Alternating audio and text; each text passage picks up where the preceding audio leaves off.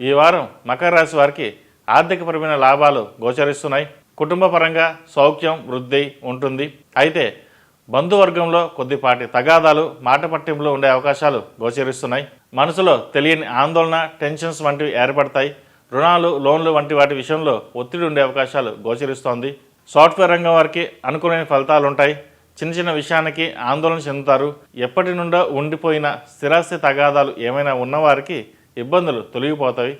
అయితే నిర్లక్ష్యం అశ్రద్ధ చేయకుండా కార్యసిద్ధిగా శ్రమించండి.